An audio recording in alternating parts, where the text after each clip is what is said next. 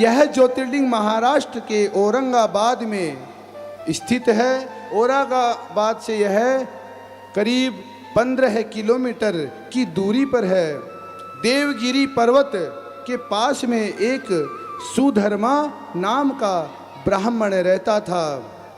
सुदेहा नाम की इनकी पत्नी थी, लेकिन पर सुदेहा को कोई संतान तक नहीं हुई।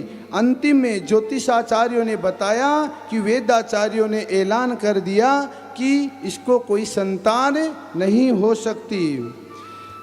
ए सुधर्मा, तेरी जो सुदेहा नाम की पत्नी को कोई संतान नहीं हो सकती, अगर तुझे कुल को बढ़ाना है तो तुझे दूसरा विवाह करना होगा। तभी इसने दूसरा विवाह अपनी पत्नी की बहन घुष्मा से किया।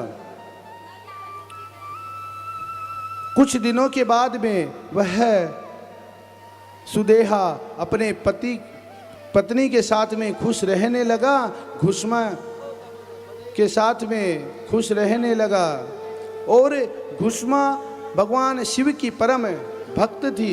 सुदेहा को जलन होने लगी। क्यों? क्योंकि सुदेहा ने एक पुत्र पैदा किया था, घुष्मा ने एक पुत्र पैदा किया। उससे उसका पति पत्नी दोनों खुश रहने लगे। सुदेहा प्रतिदिन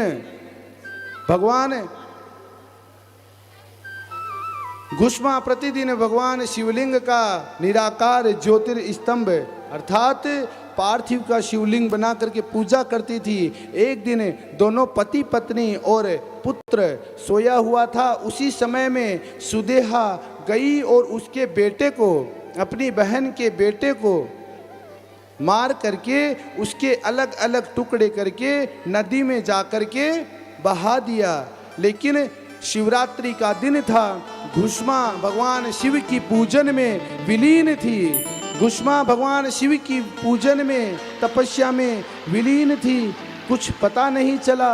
जब घुष्मा की पूजा पूरी हो गई, सुबह हुई तो पता चला कि संतान को, बेटे को उसी की बहन सुदेहा ने टुकड़े करके मार दिया और पानी में बहा दिया।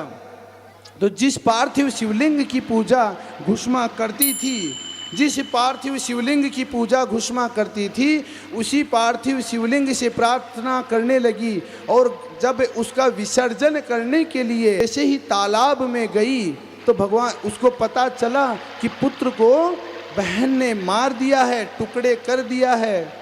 विसर्जन जैसे ही पार्थिव शिवलिंग का विसर्जन करने लगी तो भगवान महादेव से कहने लगी कि हे महादेव, मैंने पूरे श्रावण में तेरी तपस्या करी, तेरा गुणगान गाया। हे महादेव, अगर तेरी पूजा करने का यही अगर फल है तो कौन तेरी पूजा करेगा? अगर तेरी पूजा से घर बर्बाद ही होता है, पुत्र की मृत्यु ही होती है, तो तुम्हारी पूजा से तुम्हारी पूजा कौन करेगा? जब रो रो करके घुष्मा उस भगवान शिवलिंग के, पार्थिव शिवलिंग के से कहने लगी, उसी समय उसी पार्थिव शिवलिंग में से भगवान सदाशिव प्रकट हो गए।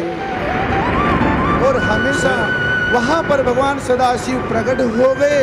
और घुष्मा ने हाथ जोड़ करके कहा, महादेव, मेरा पुत्र कहाँ है, मुझे उससे मिलाइए। उसी समय भगवान शिव ने अपने तीसरे नेत्र से संजीवनी शक्ति निकाली।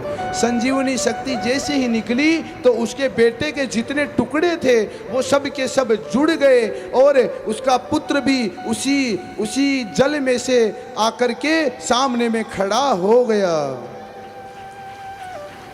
यह भगवान शिव से कहने लगी कि महादेव, आप यहीं पर विराजमान हो जाइए। उसी समय से यह घुष्मा के कहने पर, घुष्मा के निवेदन पर आकर के भगवान शिव घुष्मेश्वर के नाम से वहीं पर स्थापित हो गए। बोलिए घुष्मेश्वर भगवान की जय।